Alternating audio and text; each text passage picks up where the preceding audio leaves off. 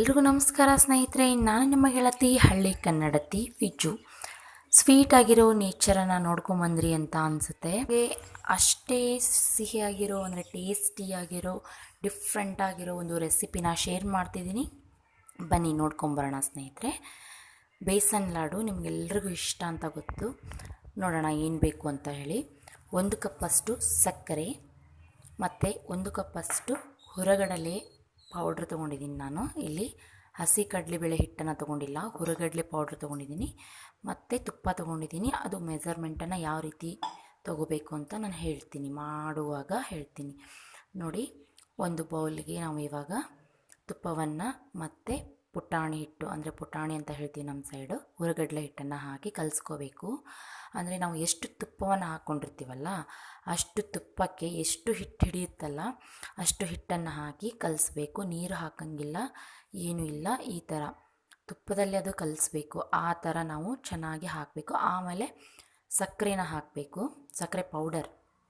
ಸಕ್ಕರೆ ಪೌಡರನ್ನು ಹಾಕ್ಕೊಂಬಿಟ್ಟು ಚೆನ್ನಾಗಿ ಅದನ್ನು ಕಲಿಸ್ಕೊಳ್ತಾ ಇದ್ದೀನಿ ನೋಡಿ. ಅಮ್ಮ ಮಾಡ್ತಿದ್ದಾರೆ, ನಾನು ಮಾಡ್ತಿಲ್ಲ.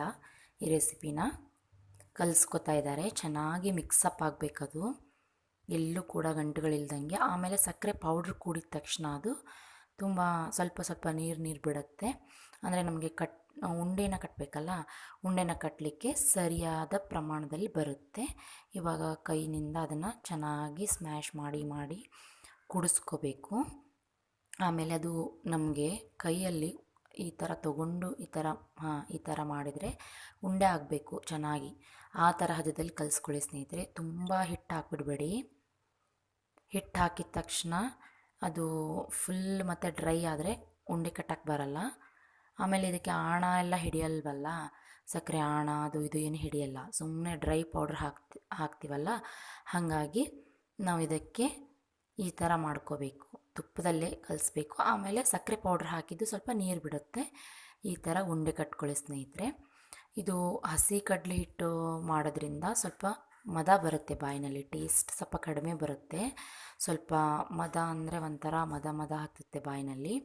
ಬಟ್ ಈ ಹುರಗಡಲೆ ಹಿಟ್ಟಿಂದ ಮಾಡೋದ್ರಿಂದ ತುಂಬ ಟೇಸ್ಟಿಯಾಗಿರುತ್ತೆ. ಆಮೇಲೆ ಬಾಯಲ್ಲಿಟ್ಟರೆ ಕರಗಬೇಕು, ಆ ರೀತಿಯಾಗಿರುತ್ತೆ ಸ್ನೇಹಿತರೆ. ಒಂದು ಸರಿ ಟ್ರೈ ಮಾಡಿ ಪ್ಲೀಸ್, ನನಗೆ ಕಮೆಂಟ್ ಮಾಡಿ. ಮತ್ತು ಈ ರೆಸಿಪಿ ಇಷ್ಟ ಆದರೆ ಲೈಕ್ ಮಾಡಿ ಮತ್ತು ಶೇರ್ ಮಾಡಿ ಸ್ನೇಹಿತರೆ.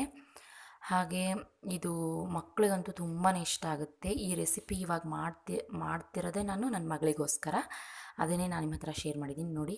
ಕೈಯಿಂದ ಜಸ್ಟ್ ಮುಟ್ಟಿದ್ರೆ ಸಾಕು ಹೊಡೆಯುತ್ತೆ, ಅಷ್ಟು ಸ್ಮೂತಾಗಿ ಬರುತ್ತೆ ಸ್ನೇಹಿತರೆ. ವಿಡಿಯೋನ ವಾಚ್ ಮಾಡಿದ್ದಕ್ಕೆ ಎಲ್ರಿಗೂ ತುಂಬ ಧನ್ಯವಾದಗಳು ಸ್ನೇಹಿತರೆ. ವಿಡಿಯೋ ಲೈಕ್ ಆದಲ್ಲಿ ಎಲ್ರಿಗೂ ಲೈಕ್ ಮಾಡಿ, ಶೇರ್ ಮಾಡಿ ಮತ್ತು ಕಮೆಂಟ್ ಮಾಡಿ ಸ್ನೇಹಿತರೆ. ಧನ್ಯವಾದಗಳು ಎಲ್ರಿಗೂ.